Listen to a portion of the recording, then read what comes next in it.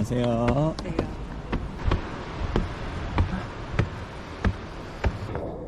안녕하세요. 택방라나입니다. 이번 주도 즐겁게 뛰고 계시나요? 저는 오늘 강릉 남쪽에 위치한 괴방산에 와 있습니다. 올해 춘천 마라톤 DNF 한 다음에 바로 동계 훈련 시작하려고 했는데 이게 웬걸 종아리 부상이 찾아왔더라고요. 지금까지 제가 겪은 부상은 주로 무릎 쪽의 장경인대라든가 족저근막염이라든가 발목 쪽 부상이 대부분이었는데 정강이는 사실 거의 처음 입은 부상이었어요. 1, 2주가 지나도 회복 정도가 너무 느리다가 그 다음에 꾸준히 한의원 가고 마사지 하고 또 조깅한 덕분에 지금은 거의 다 나은 상태가 됐고요.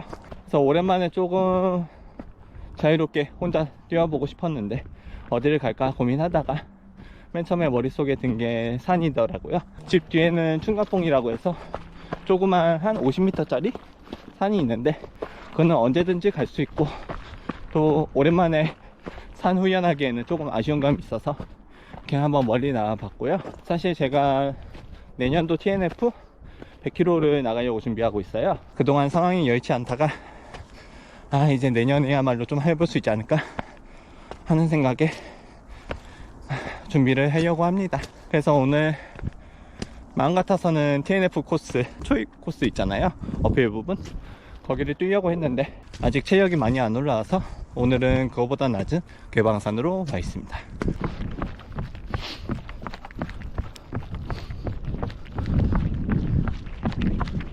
가을에 트레이닝 하는 건 오랜만인데 밑에 낙엽들이 있어서 내리막 갈 때 조심해야 되네요. 와, 사실 유튜브를 처음 시작했을 때 책과 연구 논문에 기반한 달리기 영상을 누가 봐줄까 좀 반신반의한 마음으로 시작을 했어요. 그런데 생각보다 많은 분들이 시청해 주시고 또 좋아요 눌러준 덕분에 어떻게 보면 방구석에서 혼자 달리기 관련 정보를 탐독하고 있던 애가 러닝 관련 책도 번역하고 국내 유명한 호텔에 초대도 받고 또 구독자분들이 매장으로 직접 찾아와 주시는 등 평소처럼 매장을 운영하고 있었다면 전혀 경험할 수 없는 다양한 순간을 맞이하고 있는데요. 힘들어. 이 자리를 빌려 구독자분들께 감사의 말씀 전합니다. 러닝 위드 리디아드도 재밌게 읽어주세요.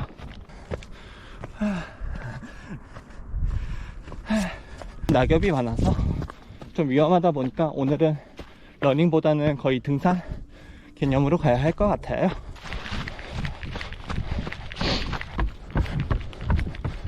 오케이. 너무 좋다. 저쪽이 정동진인가요? 저쪽에 배 모양 있는 게 정동진이고요. 지금 짝꿍이가 정동진 쪽에 가 있어서 거기까지 뛰어가려고 합니다. 한 5, 6km 남았을 것 같아요. 천천히 가보겠습니다. 오늘은 한 2시간 정도, 길면 3시간 정도 산을 누빌 생각입니다. 휴양 생각이나 속도 그런 거보다는 기초 체력을 쌓는 단계니까 아무런 부담감 없이 중간에 힘들면 걷고 뛰고 그런 걸 반복할 예정이니까요. 지금 훈련하신 분들도 시즌 마무리하신 분들이 많으실 텐데 페이스를 올리거나 거리를 중시하거나 그런 거에 사로잡히기보다는 시간 위주로 훈련하면서 내 몸을 달리는데 익숙하도록 만드는 시간을 가졌으면 좋겠습니다. 그래야 겨우 훈련도 잘 버틸 수 있겠죠?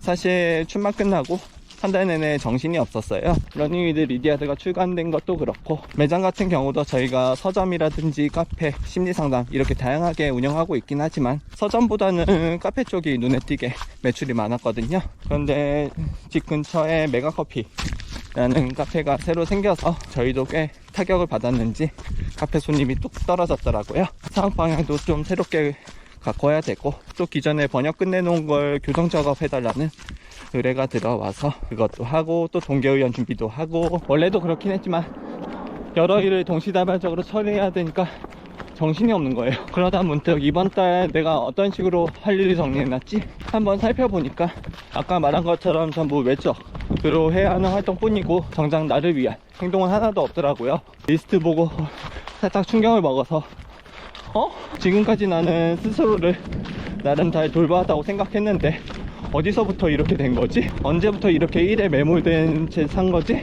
라는 생각이 들더라고요. 곰곰이 생각해보니 요즘 이유 모르게 왠지 스트레스가 많이 쌓이고 예민해지고 짜증도 나고 달리기를 한 후에도 스트레스가 풀리지 않고 그랬는데요.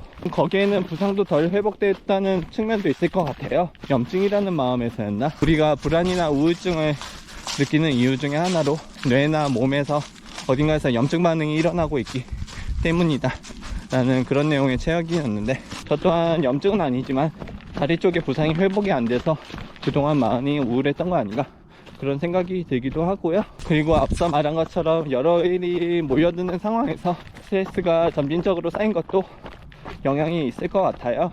그래서 저는 다시 살짝 처음으로 돌아가서 지금까지 나를 행복하게 해줬던 건 뭘까? 물론 지금의 결혼 생활도 더없이 안정적이고 행복한데, 더 원초적으로 나를 위한, 내 자신의 자아를 위한 행위는 뭘까?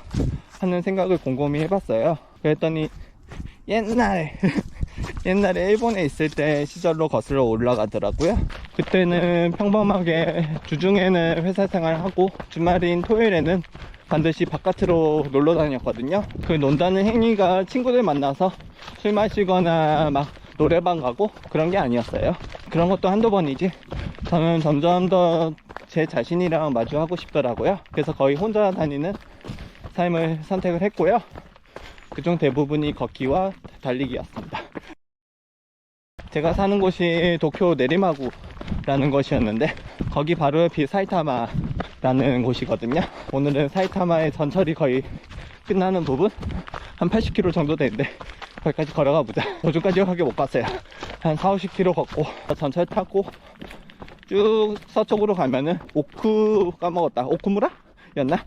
그런 마을이 나와요. 그곳이 도쿄 최서쪽인데, 그쪽 가시면 2000m급 산을 오를 수도 있어요. 한 6시, 7시쯤에 전철 타서 9시, 10시쯤에 오쿠무라 도착하고, 빠르면 9시 반, 10시부터 산을 타기 시작한다면은 한 6시간, 7시간 산을 타고 4시쯤에 하산해서 돌아오면은 한 8시, 저녁 8시. 그렇게 하루가 훌쩍 가거든요. 매주까지는 아니고 한 달에 한 번은 산에서 보냈던 기억이 있고요.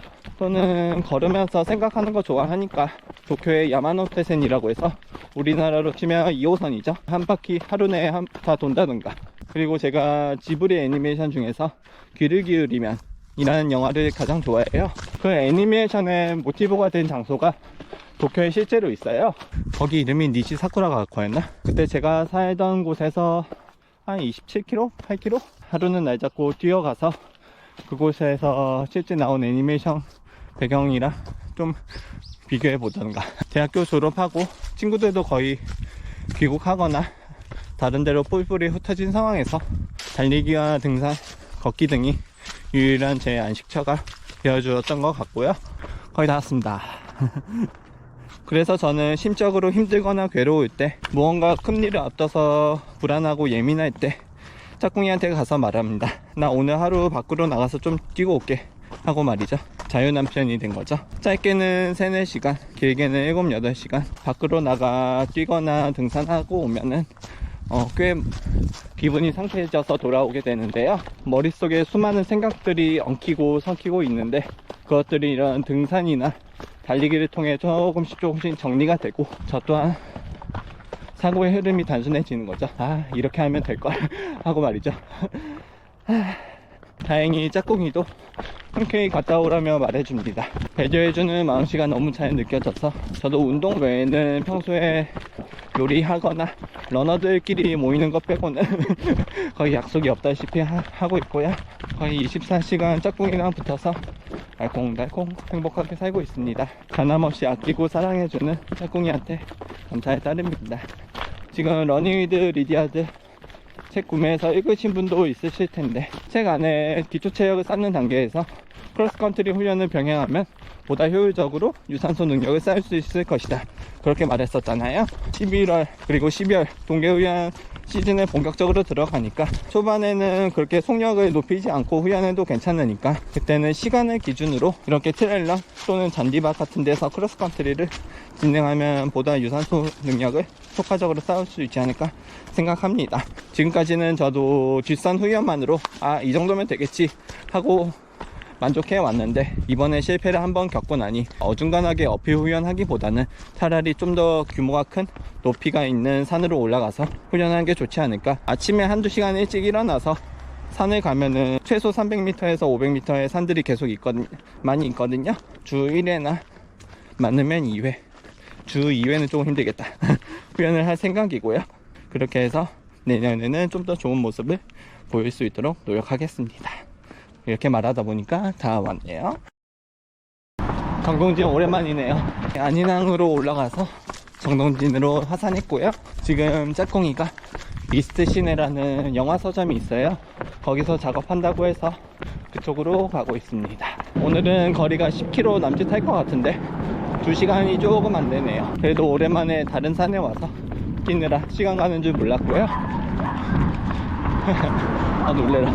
다음번에는 체력을 좀 더 키워서 TNF 초입 코스 있잖아요, 언더 코스, 거기를 가든가 아니면 대관령 옛길 코스도 한번 왕복해서 오는 것도 생각하고 있거든요. 예전에 성현님이라고 해서 강릉에 고향이신 분이 강릉에 왔다가 한번 40km 뛰신 적이 있는데 언제 한번 같이 하자고 했거든요. 내년 봄 마라톤 전에 한번 준비를 해볼까 합니다. 이렇게 어필이나 산에 뛰는 거는 단순히 레벨업 뿐만 아니라 제 정신건강 그리고 신체 건강을 위해서도 좋은 행위라서 앞으로 꾸준히 할 생각입니다. 영상을 보신 분들 중에 어필 너무 힘들어서 못하겠어요 하시는 분들이 있으시다 하면은 처음에는 야트막한 언덕부터 시작해서 조금씩 경사랑 높이를 늘려가면 좋지 않을까 생각을 합니다. 그럼 오늘 영상은 여기까지고요. 다음 시간에 또 다른 영상으로 찾아뵙겠습니다. 감사합니다.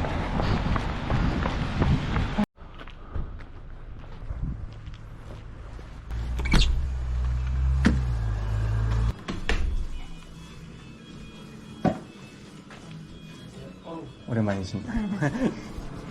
됐어요.